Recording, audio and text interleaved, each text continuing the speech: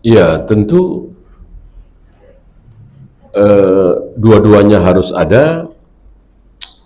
Takut apakah kita bisa melewatinya, lalu kita memohon, ya, bahwa berharap dari musibah itu akan muncul kebaikan, tentu harus ada. Ya. Karena musibah kan bukan dosa, ya. Beda dengan yang kita contohkan tadi, kan mau coba-coba korupsi nih, mau coba-coba berzina misalnya. Besarkan rasa khauf. Sebaliknya, dia sudah bertahun-tahun bergelimang dalam dosa, lalu baru mau taubat. Besarkan roja bahwa Allah Maha Pengampun, Allah Maha Penerima taubat. Gitu. Nah, kalau musibah ini kan tidak dosa dan tidak ada pahalanya. Apakah mentang-mentang dapat musibah otomatis langsung dapat pahala? Enggak. Apakah mentang-mentang dapat musibah langsung dapat dosa? Enggak juga. Tergantung. Kalau kita bersabar, pahala. Kalau kita tidak bersabar, berdosa. Maka justru harapan kita memohon kepada Allah supaya kuat gitu, mendapatkan musibah tersebut. Apa yang dimaksud orang kafir berputus asa? Nanti, ya. Kalau sekarang kan ya mereka tidak merasa berada dalam, ya, bahkan dikatakan kafir aja banyak yang marah gitu. Padahal jelas-jelas kafir, kan? Padahal jelas-jelas kafir. Mereka nggak terima kalau kita bilang kafir. Mereka lupa bahwa kafir itu bahasa Indonesia apa bahasa Islam? Jelas bahasa Islam. Ya terserah orang Islam mau dipakai buat apa. Orang bahasa Islam kok. Mereka juga punya bahasa sendiri tentang kita kaum muslimin. Dan pasti buruk lah. Bagi orang Hindu, non Hindu itu pasti buruk. Bagi orang Buddha, non Buddha itu pasti buruk. Bagi orang Nasrani, non Nasrani pasti buruk. Kita semua ini buruk. Kita nggak masalah. Ya. Maka kita punya bahasa tersendiri untuk orang-orang di luar Islam, non Islam, yaitu kafir. Dan sekali lagi, kafir bukan bahasa Indonesia. Kafir bahasa Islam, bahasa Al-Quran dan Sunnah. Kenapa marah?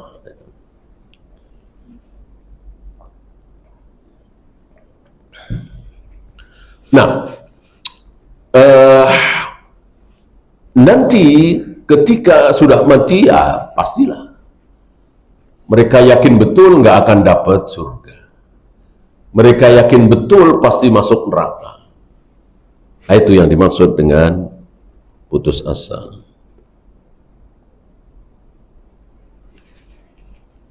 Bolehkah menunda sholat wajib saat sangat letih, sakit kepala?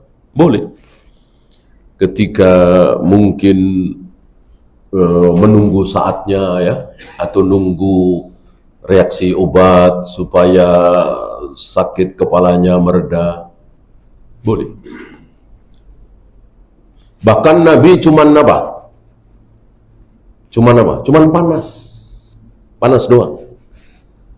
Mundur, jangan komat dulu. Padahal cuman panas. Ya tentu panas luar biasa, ya. Panasnya Madinah, ya. Diundurkan mungkin sejam, mungkin 1,5 jam, ya. Kalau di kita mungkin jam 2 mungkin, ya, baru berjamaah sholat duhur ketika panas yang luar biasa.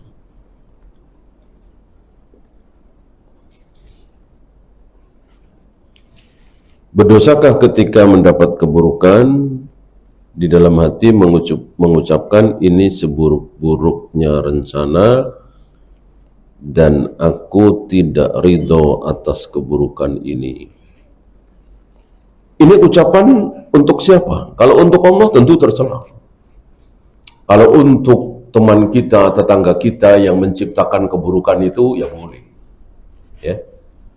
Saya tidak ridho Anda parkir tepat di pintu saya. Ucapan seperti ini boleh. Adapun terhadap Allah tidak pantas. Ya. Kita wajib bersabar atas musibah apapun yang Allah timpakan kepada kita.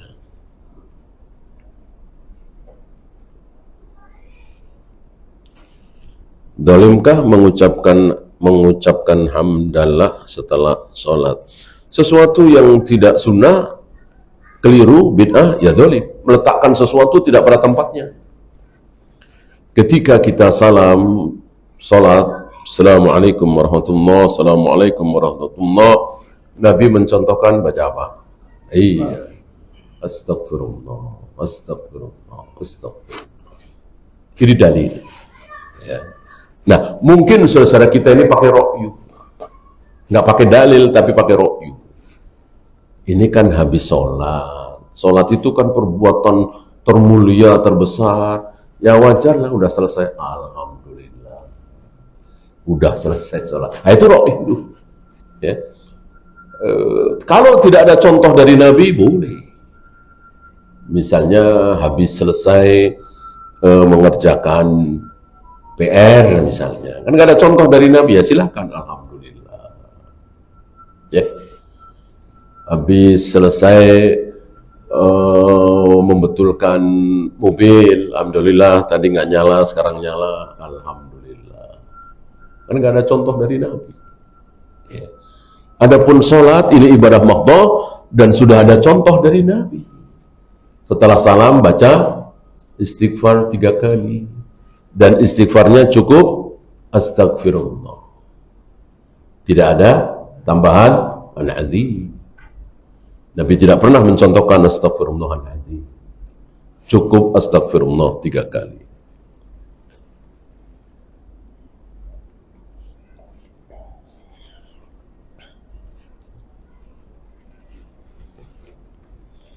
Bagaimana mengemas kata-kata supaya produk terlihat lebih menarik?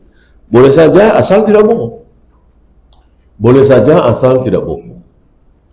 Kata menarik itu kan lebih kepada pilihan kata, kalimat. Nah, yang berdosa ketika bohong. Ya. Nah, carilah kata-kata yang jujur, yang menarik, tidak bohong, halal. Kalau ada kebohongan atau sebetulnya jujur tetapi memancing orang untuk salah paham, gitu ya. Sebetulnya kalau misalnya dituntut dia bisa ngeles, ya. Tapi tujuan dia supaya orang salah paham. Misalnya di mana-mana rambutan sekilo 50.000, dia tulis 25.000, ya. Ada tulisan kaki, tapi disebutkan satu, tapi setengah, misalnya. Ya ini kan nggak bohong kan, orang setengah, tapi dia mengecoh supaya dikira 1 kilo 25.000. Ini 1. Nah, garis kecil, bawahnya 2. Ya ini kan, ya memang nggak salah kalau itu kan setengah. Tapi ngecoh itu. Masuk dalam ancaman Nabi, man ghasyana falaysa minna. Barang siapa yang mengecoh, dia bukan termasuk golongan. Ya. Nah, kalau ada cara-cara seperti itu, jangan. Hindari. Dalam Al-Maidah 38, seorang layak dipotong tangannya itu syaratnya apa saja dan ketentuannya. Ada nisab ya. Ada nisab. Kalau di bawah nisab maka belum dipotong tangannya, dan motongnya di pergelangan. Bukan di sikut, bukan di ketiak. dan tangan kiri. Ya. Kalau nanti mencuri lagi, kaki kanan. Sama di pergelangan. Kalau nanti mencuri lagi, tangan kanan.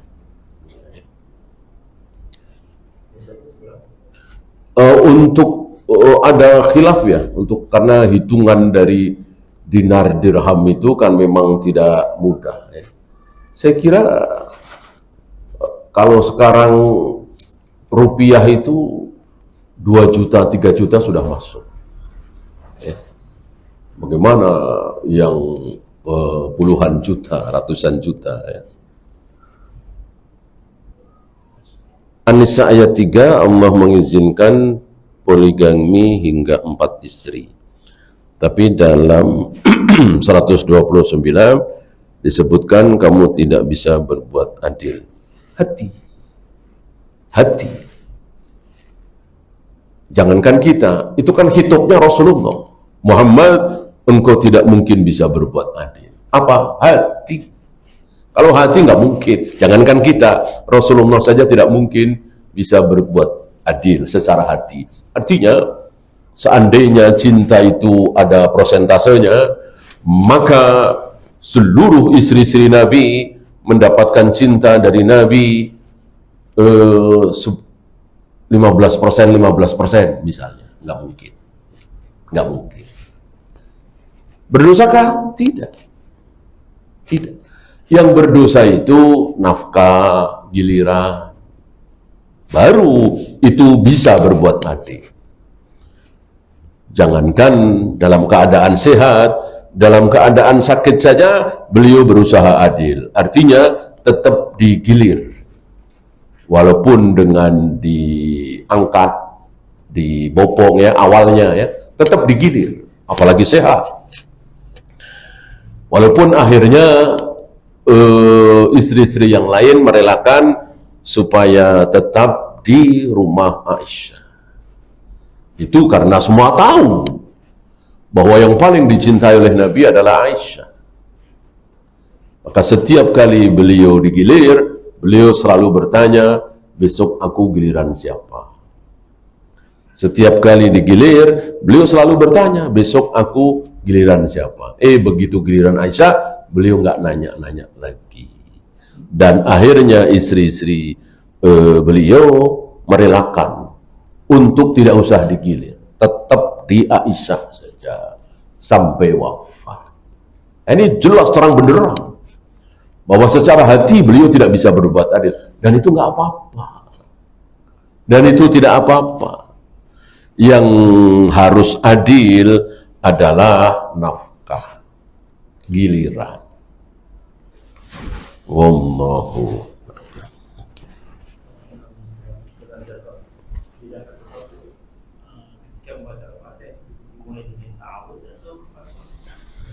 Iya, semua sholat kan sama ya. Mau sholat jenazah, mau sholat subuh, mau sholat duhur, mau sholat sunnah.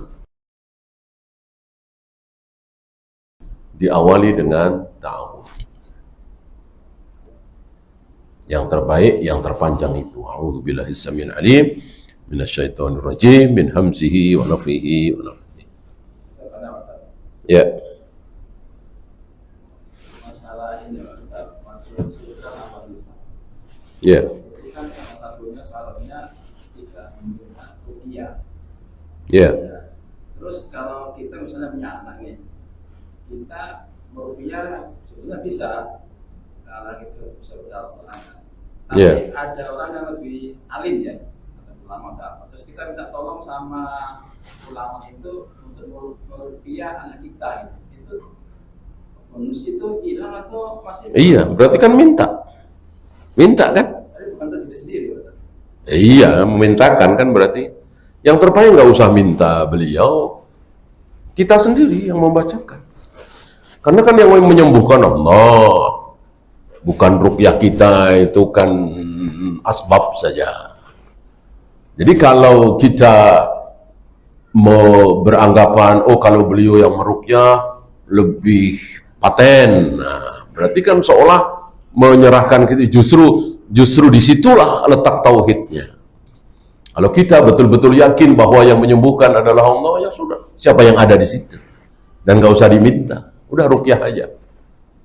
Kita meruqyah istri kita meruqyah anak kita. Nggak perlu nelpon seorang ustadz misalnya, nggak perlu. Justru itu menunjukkan ketauhidan kita. Kalau tadinya nggak ngerti, udah terlanjur gimana? Ya taubat. Taubat. Taubat.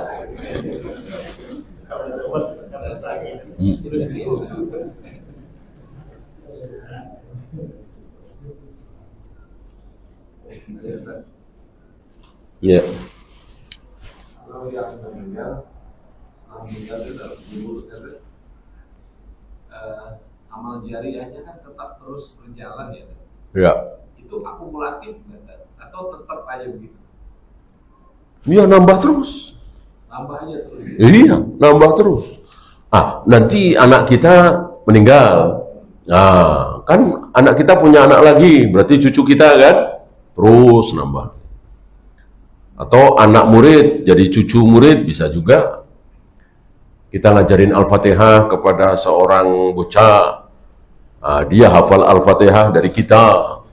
Maka kita mati, dia baca Al-Fatihah ketika sholat, mengalir ke kita. Kalau dia seorang guru, dia ngajarin lagi kepada muridnya, terus begitu. Itu yang saya maksud, bahwa Allah memberikan pahala itu betul-betul jor-joran, nggak hitung-hitungan, bighairi hisab. Wallahu a'lam.